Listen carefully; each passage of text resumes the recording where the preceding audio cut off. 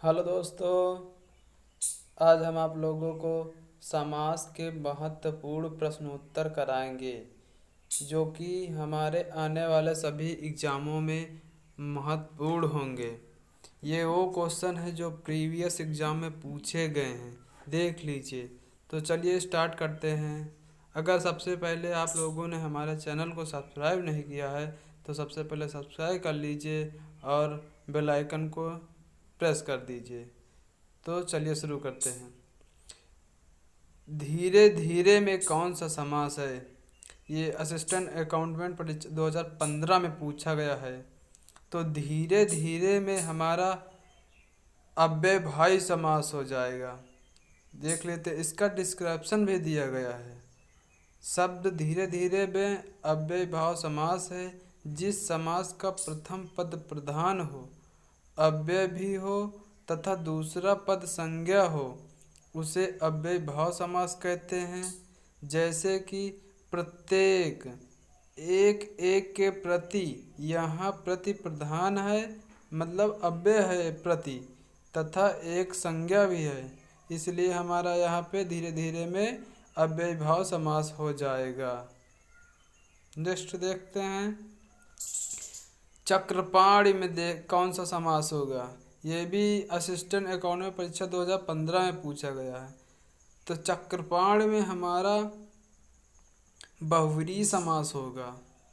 जैसे कि चक्रपाणी अर्थात विष्णु में बहुव्रीहि समास है जब दो शब्द मिलकर तीसरे शब्द का विशेषण बने तो वहाँ बहुव्रीहि समास होता है। जैसे चतुर्भुज अर्थात चार हैं भुजाएं जिसकी, भगवान की।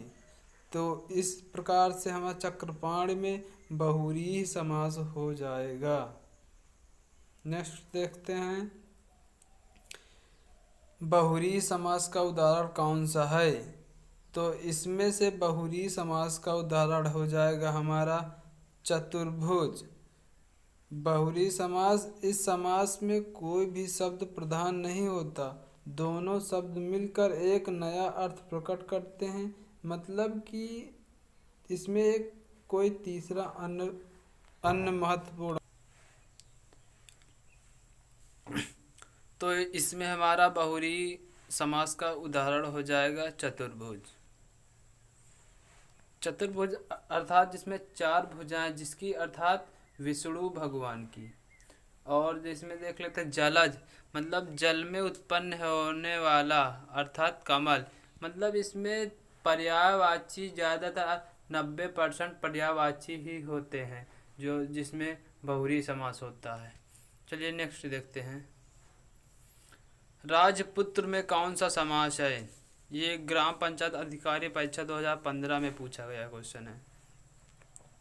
तो राजपुत्र मतलब कि राजा का पुत्र, इसमें हमारा तत्पुरुष समास हो जाएगा। जिस समास में अंतिम व प्रधान होता है उसे तत्पुरुष समास कहते हैं। सामान्यतः इसमें प्रथम पद विशेषण और दूसरा पद विशेष होता है तथा इनमें कारकों यानी मतलब कर्ता व संबोधन का छोड़कर मतलब विभक्ति इसमें पूछी जाती है ज़्यादातर। प्रथम पद और दूसरे पद के बीच लुप्त होती हैं। इसमें विभक्तियाँ होती हैं जिसके कारण इसमें राजपुत्र में समास हो जाएगा तत्पुरुष समास। चलिए नेक्स्ट देखते हैं। अष्टाध्यायी में कौन सा समास है? ये भी कनिष्ठ सहायक परीक्षा 2016 में पूछा गया क्वेश्चन है। तो हमारा अष्टाध्यायी में हो जाएगा द्विगु समास। जिस समस्त पद में पूर्व पद संख्यावाचक विशेषण हो तथा जिसके समस्त पद से समूह का बोध हो उसे द्विगु समास कहते हैं। जैसे अष्टाध्यायी मतलब कि 8 अध्यायों का समाहार। इसी प्रकार चौपाया में भी, पंचवटी में भी, पसेरी में भी, त्रिगुण में भी, इन सभी में द्विगु समास होता है जिसमें हमारा संख्यावाची शब्द आए। चलिए नेक्स्ट देखते हैं। वाचस्पति में कौन सा समास है? वाचस्पति में हमारा अलुक तत्पुरुष समास है। वाचस्पति अलुक तत्पुरुष है। इस समास में पूर्व पद की विभक्ति का लोप नहीं होता है।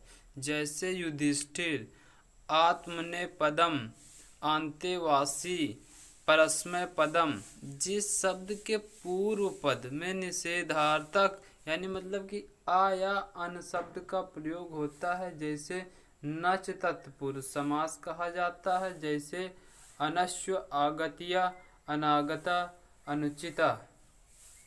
तो वाचस्पति हमारा हो जाएगा अलुक तत्पुरुष समास। चलिए नेक्स्ट देखते हैं। गोबर गणेश में कौन सा समास है? ये चकबंदी लेखपाल परीक्षा 2015 में पूछा गया क्वेश्चन है। तो गोबर गणेश में हमारा करण तत्पुरुष समास होगा। गोबर गणेश का यह करण तत्पुरुष समास का उदाहरण है, जिसका समास विग्रह है गोबर से निर्मित गणेश। जबकि संप्रदान तत्पुरुष का उदाहरण डाक गाड़ी, डाक के लिए गाड़ी मतलब संबंध तत्पुरुष का उदाहरण हो जाएगा। जैसे देखते हैं अगर हम तो गंगा तट, गंगा का तट तथा अधिकरण तत्पुरुष का उदाहरण देखेंगे तो आप बीती मतलब आप पर बीती। नेक्स्ट देखते हैं। देशांतर में कौन सा समास है? ये राजस्व लेखपाल परीक्षा 2015 में पूछा गया क्वेश्चन है। देशांतर में कर्मधारय समास है। देशों के बीच जितने डिग्री दूरी है उसे देशांतर कहते हैं, अर्थात देशों के बीच का अंतर। तो हमारा कर्मधारय समास हो जाएगा। नेक्स्ट, त्रिवेणी शब्द में कौन सा समास है? ये भी लेखपाल में पूछा गया हुआ है। तो त्रिवेणी, हमने त्रिवेणी बताया है। इसमें त्रिवेणी मिलती हैं, 3 वेड़ियाँ मिलती हैं, जहाँ अर्थात त्रिवेणी में बहुरी समास है। जिस समास का पद प्रधान नहीं होता तथा दोनों पद मिलकर तीसरे पद की ओर संकेत करते हैं, बहुरी समास होता है। जैसे त्रिनेत्र, दसमुख, नेक नाम, लंबोदर, चतुर्भुज।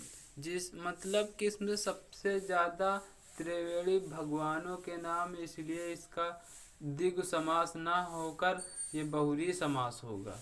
इसमें विशेषण तथा विशेष पद संज्ञा हो। नेक्स्ट देखते हैं। गौशाला में कौन सा समास है?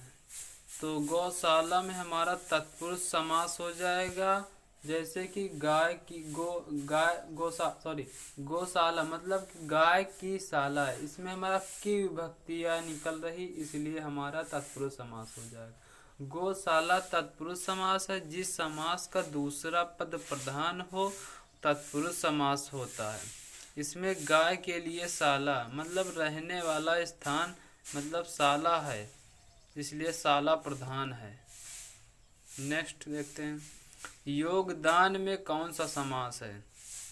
योगदान में तत्पुरुष समास है। जिस समास का पूर्व पद गौण तथा उत्तर पद प्रधान हो तत्पुरुष समास कहलाता है। इसमें योग का दान संबंध तत्पुरुष का मतलब इसमें का निकल रहा है, तो का हमारा विभक्तिय होता है, इसलिए हमारा तत्पुरुष समास हो जाएगा। तत्पुरुष समास होगा योगदान में। नेक्स्ट, गुरुदेव में कौन सा समास है? तो गुरुदेव में हमारा डी समास हो जाएगा, मतलब कि कर्मधारय समास। जिस समास समस्त पद का उत्तर पद प्रधान हो तथा पूर्व का पद उत्तर हो, विशेषण विशेष तथा उपमान उपमेय का संबंध हो, तो वहाँ कर्मधारय समास होता है। इस समास में विग्रह करने पर दोनों के मध्य में है जो या के समान आदि शब्द आते हैं। जैसे गुरु, गुरुदेव, गुरु के समान है जो देव अर्थात गुरुदेव, इसलिए हमारा कर्मधारय समास होगा। नेक्स्ट देखते हैं। परमानंद में कौन सा समास है? ये कानूनगो भर्ती 2015 में पूछा गया है। तो परमानंद में हमारा कर्मधारय समास हो जाएगा। जिस समास के विग्रह में के समान अथवा जो आता है वह समान कर्मधारय समास कहलाता है। इसमें दोनों पदों के मध्य विशेषण विशेष या उपमेय उपमान का संबंध होता है। परमानंद, परम के समान है जो आनंद, इसलिए हमारा कर्मधारय समास होगा। नेक्स्ट, महाजन, महाजन शब्द में कौन सा समास है? तो महाजन शब्द में हमारा महान है जो जन, इसलिए हमारा कर्मधारय समास होगा। जिस पद का उत्तर पद प्रधान हो और पूर्व पद तथा उत्तर पद में उपमेय उपमान तथा विशेषण विशेष का संबंध हो कर्मधारय समास कहलाता है। ये दीजिए, देख लिखा हुआ है महान जन, महान है जो जन अर्थात महाजन। नेक्स्ट, बारहसिंघा में कौन सा समास है? ये कानून को भर्ती में ये भी पूछा गया क्वेश्चन है दोस्तों। बारहसिंघा, इसमें हो जाएगा हमारा बहुव्रीहि समास। जिस समस्त पद में कोई पद प्रधान नहीं होता बल्कि दोनों मिलकर तीसरे पद की ओर संकेत करते हैं उसे बहुव्रीहि समास कहते हैं। इसलिए यहाँ पे बारहसिंघा हमारा हो जाएगा बहुव्रीहि समास। नेक्स्ट, नीलकंठ में कौन सा समास है? नीलकंठ में हमारा हो जाएगा कर्मधारय समास। नीला है जो कंठ अर्थात नीलकंठ, नीलकंठ में कर्मधारय समास है। जब किसी विशेषण और विशेष का अथवा उपमान और उपमेय का समासिक पद बनती है तो उसे कर्मधारय समास कहते हैं। इसमें खास विशेषता यह होती है कि विशेषण पहले होता है। इसके अन्य उदाहरण देख लेते हैं। ये तीन लिए हम, मृगनयन, पदारविंद, नीलकमल, मतलब अर्थात नीला है जो कमल, नील का अर्थात नीलकमल। नीलोत्पल, नीला है जो पल। नेक्स्ट, भरपेट में कौन सा समास है? ये लोअर परीक्षा में पूछा गया हुआ है। भरपेट में हमारा अव्यय भाव समास होगा। जिस शब्द में इस सबसे ज़्यादा तो इसमें जो अव्यय भाव समास होता है इसमें अव्यय लगा होता है। अव्यय में जैसे भर, यथा, ये सब अव्यय होते हैं हमारा। जैसे भरपेट का समास विग्रह भरपेट होता है, इसमें अव्यय भाव समास है। अव्यय भाव समास में पूर्व पद अव्यय होता है तथा यही प्रधान होता है। समस्त पद अव्यय की भांति काम करता है।